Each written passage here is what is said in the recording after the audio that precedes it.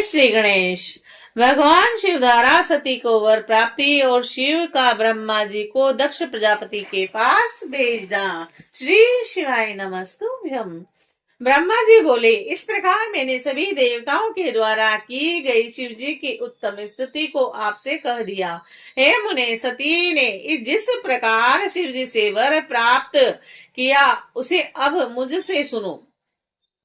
सती आश्विन मास के शुक्ल पक्ष की अष्टमी तिथि को उपवास कर भक्ति पूर्वक सर्वेश्वर शिव जी का पूजन किया और इस प्रकार नंदा व्रत के पूर्ण हो जाने पर नौमी तिथि का कुछ भाग शेष रह गया था। उस समय ध्यान में निमग्न उन सती के सामने शिव प्रकट हो गए और वह सर्वांग सुंदर तथा घोर वर्ण के थे और उनके 5 मुख थे। वे प्रत्येक मुख में 3-3 नेत्र थे और भाल देश में चंद्रमा शोभा पा रहा था और उनका चित्त प्रसन्न था। उनका कंठ नीला था और उनकी 4 भुजाएं थी। उन्होंने हाथों में त्रिशूल और ब्रह्म कपाल वर तथा अभय मुद्रा को धारण कर रखा था। बस में अंगराग से उनका शरीर उदासित हो रहा था। उनके मस्तक पर गंगा जी शोभा बढ़ा रही थी तथा उनके सभी अंग मनोहर थे। वे परम सौंदर्य के धाम थे। उनका मुख करोड़ों चंद्रमाओं के समान प्रकाशमान था। उनकी क्रांति करोड़ों कामदेवों के समान थी और उनकी आकृति स्त्रियों को प्रिय लगने वाली थी। इसी प्रकार प्रभु महादेव जी को प्रत्यक्ष देखकर सती लज्जा से नीचे की ओर मुख करके उनके चरणों में प्रणाम किया। तपस्या का फल प्रदान करने वाले महादेव जी उत्तम व्रत धारण करने वाली सती को पत्नी रूप में प्राप्त करने की इच्छा करते हुए भी उनसे कहने लगे। श्री महादेव जी बोले, हे दक्ष नंदिनी, मैं तुम्हारे इस व्रत से प्रसन्न हूँ। हे सुवर्ते, जो तुम्हारा अविष्ट वर हो उसे मांगो, मैं उसे प्रदान करूंगा। ब्रह्मा जी बोले, मुने, जगदीश्वर महादेव ने सती की भावना को जानते हुए भी उनकी बात सुनने की इच्छा से वर मांगो ऐसा कहा। वे लज्जा के वश हो गई और जो उनके मन में था वह कह न सकी और उनका जो अविष्ट था वह लज्जा से आनंदित हो गया था और शिव जी का प्रिय वचन सुनकर वह प्रेम में विभोर हो गई और इसे जानकर भक्त वत्सल शंकर जी अत्यंत हर्षित हुए। सत्पुरुषों के शरण स्वरूप तथा अंतर्यामी वह शिवजी सती की भक्ति के वशीभूत होकर वर मांगो ऐसा शीघ्रता पूर्वक बार बार कहने लगे। उसी समय सती ने अपनी लज्जा को रोक कर शिवजी से कहा, हे वरद, आप कभी भी न टलने वाला यथेष्ट वर प्रदान करें। शिवजी ने अनुभव किया कि सती अपनी बात पूरी नहीं कर पा रही है, अतः उन्होंने स्वयं ही कहा, हे देवी, तुम मेरी पत्नी बनो। और अपने अविष्ट फल को प्रकट करने वाले शिवजी के वचनों को सुनकर और अपना मनोगत वर प्राप्त करके सती प्रसन्न होकर चुपचाप खड़ी हो रही और यह सकाम शिवजी के सामने मंद मंद मुस्कुराती हुई कामना को बढ़ाने वाले अपने हाव भाव प्रकट करने लगी। सती द्वारा अव्यक्त हाव भाव को स्वीकार कर श्रृंगार रस ने उन दोनों के चित्त में शीघ्रता से प्रवेश किया। हे देव ऋषि, श्रृंगार रस के प्रवेश करते ही लोक लीला करने वाले शिवजी तथा सती का चित्रा से युक्त चंद्रमा के समान विलक्षण क्रांति हो गई। काले तथा चिकने अंजन के समान कांति वाली सती स्फटिक मणि के सदृश क्रांति युक्त उन शिव जी को प्राप्त कर इस प्रकार सुशोभित हुई कि जिस प्रकार अभ्र लेखा मेघघटा चंद्रमा को प्राप्त कर सुशोभित होती है। और तद अंतर दक्ष कन्या सती अत्यंत प्रसन्न होकर दोनों हाथों को जोड़कर भक्त वत्सल भगवान शिव जी से विनम्रता पूर्वक कहने लगी। सती बोली, हे देव, हे महादेव, हे प्रभु, हे जगतपति, आप मेरे पिता के समक्ष वैवाहिक विधि से मुझे ग्रहण कीजिए। ब्रह्मा जी बोले, हे नारद, इस प्रकार सती की बात सुनकर भक्त वत्सल महादेव जी ने प्रेम पूर्वक उनकी ओर देख कर ये वचन कहा, ऐसा ही होगा। फिर दक्ष कन्या सती भी उन शिव जी को प्रणाम करके भक्ति पूर्वक विदा मांगकर और पुनः उनकी आज्ञा प्राप्त करके मोह और आनंद से युक्त हो अपनी माता के पास चली गई।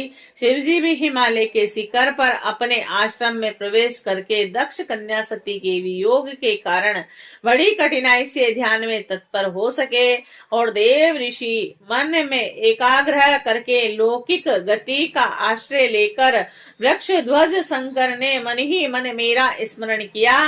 तब त्रिशूलधारी महेश्वर के स्मरण करने पर उनकी सिद्धि से प्रेरित होकर मैं शीघ्र ही उनके समीप पहुंच गया और हे तात हिमालय के शिखर पर जहाँ सती के वियोग जनित दुख का अनुभव करने वाले महादेव जी विद्यमान थे, वहीं मैं सती सरस्वती सहित उपस्थित हो गया। हे देव ऋषि, तदंतर सरस्वती सहित मुझ ब्रह्मा को देखकर सती के प्रेम में बंधे हुए शिव जी उत्सुकता पूर्वक कहने लगे।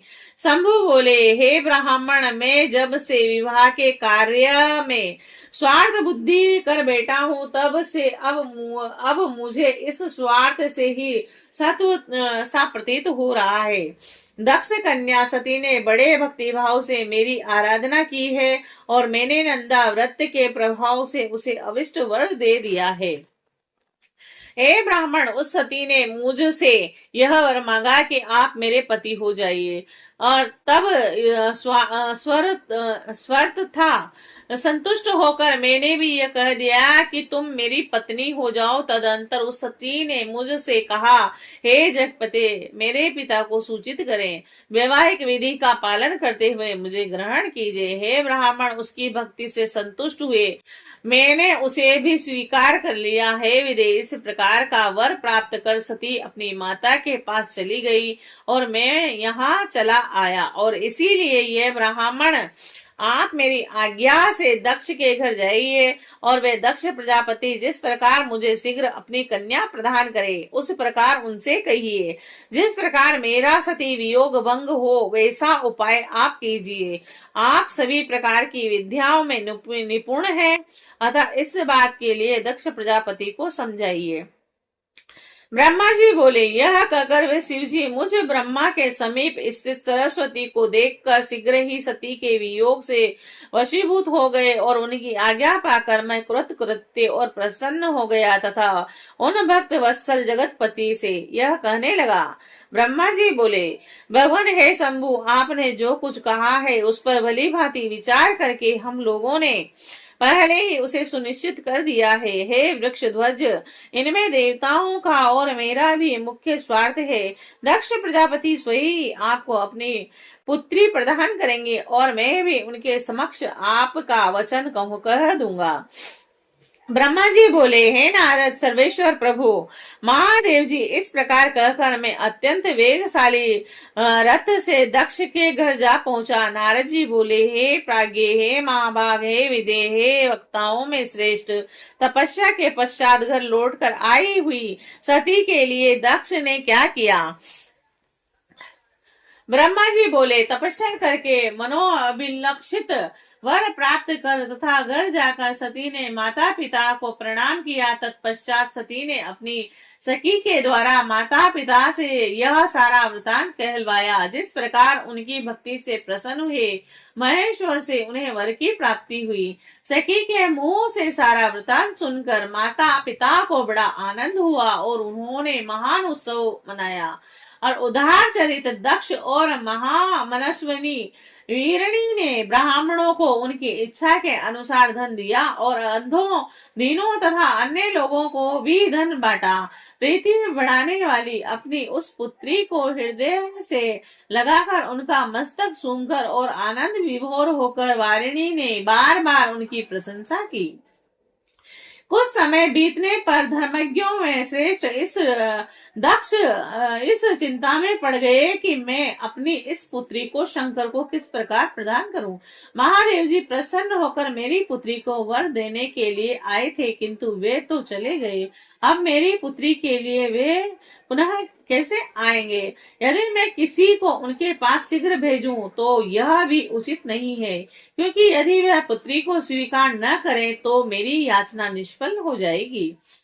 अथवा मैं स्वयं उनका पूजन अर्चन करूं, और जिससे कि वे मेरी पुत्री की भक्ति से प्रसन्न होकर स्वयं इसे ग्रहण करके पति बने।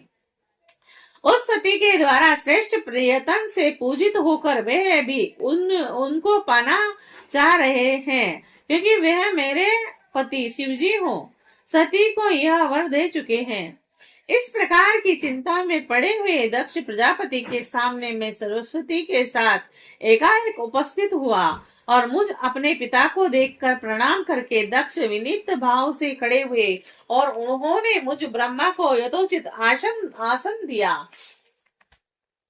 तत्पश्चात चिंता से युक्त होने पर भी हर्षित हुए वे दक्ष शीघ्र ही सर्वलोकेश्वर मुझ ब्रह्मा से आगमन का कारण पूछने लगे। दक्ष बोले, हे जगत गुरु, हे सृष्टिकर्ता, यहाँ आपके आवागमन का क्या कारण है?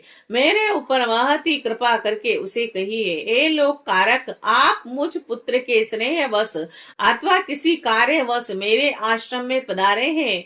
आपके दर्शन से मुझे प्रसन्नता हो रही है। फिर ब्रह्मा जी बोले, हे मुनि सप्तम, अपने पुत्र दक्ष द्वारा इस प्रकार पूछे जाने पर मैं उन प्रजापति को प्रसन्न करता हुआ हंसकर कहने लगा। ब्रह्मा जी बोले, हे दक्ष, मैं जिस उद्देश्य से यहाँ आपके पास आया हूँ उसको सुनिए, जिसके करने से तुम्हारा मेरा दोनों का अभिष्ट सिद्ध होगा। आपकी पुत्री सती ने जगतपति महादेव की आराधना करके जो वर प्राप्त किया है उसका समय अब उपस्थित हो चुका है। शंभु ने आपकी पुत्री को पत्नी रूप में प्राप्त करने के लिए ही मुझे आपके पास भेजा है। अब आपके लिए जो कल्याणकारी कार्य है उसे कर डालिए। जब से रुद्र वर प्रदान करके गए हैं, तभी से आपकी पुत्री के वियोग के कारण उन शंकर को शांति नहीं मिल रही है। कामदेव अपने समस्त पुष्प बाणों के द्वारा अनेक उपाय करके भी छिद्र न पा सकने के कारण जिन्हें जीत न सका, वे ही शिवजी अब काम बाण से विरुद्ध होकर अपना आत्मचिंतन त्याग कर सती की चिंता करते हुए सामान्य प्राणी की भांति व्याकुल हो रहे हैं। वे सुनी हुई वाणी को भी भूल जाते हैं तथा सती के वियोगवश अपने गणों के समक्ष ही सती कहाँ है इस प्रकार की वाणी करते हैं, और किसी काम में प्रवृत्त नहीं होते। हे सूत, मैंने आपने कामदेव ने और तथा मरीचि आदि श्रेष्ठ मुनियों ने जो पूर्व में चाहा था वह इस समय सिद्ध हो चुका है। आपकी पुत्री ने शंभु की आराधना की है, और जिससे वह भी उसकी चिंता करते हुए उसको प्राप्त करने की इच्छा से युक्त होकर हिमालय पर्वत पर स्थित है। और जिस प्रकार सती ने अनेक प्रकार के भावों और सात्विकता पूर्वक व्रत के द्वारा शिवजी की आराधना की है, उस नंदा व्रत के प्रभाव से उसी प्रकार उस समय वे भी सती की आराधना कर रहे थे, और इसीलिए दक्ष, शिव के लिए ही रची गई अपनी पुत्री को आप अविलंब उन्हें प्रदान कर दीजिए। ऐसा करने से आप व्रत कृतज्ञ हो जाएंगे। मैं नारद के साथ जाकर उन्हें आपके घर लाऊंगा, और उन्हीं के लिए रची हुई इस सती को उन्हें अर्पित कीजिए। ब्रह्मा जी बोले, हे नारद, मेरी यह बात सुनकर मेरे पुत्र दक्ष परम प्रसन्न हुए, और उन्होंने अत्यंत हर्षित होकर मुझसे कहा, ठीक है, ऐसा ही होगा। और उसके बाद हे मुने, मैं अत्यंत हर्षित हूँ वहां पर गया जहाँ लोग कल्याण में तत्पर रहने वाले शिव जी उत्सुक होकर बैठे थे। हे नारद, मेरे चले जाने पर स्त्री और पुत्र सहित दक्ष भी अमृत से परिपूर्ण हुए के समान पूर्ण काम सफल मनोरथ वाले हुए। जो इस नंदा देवी के व्रत को करता है उसे मनवांचित फल की प्राप्ति होती है। जय शिव।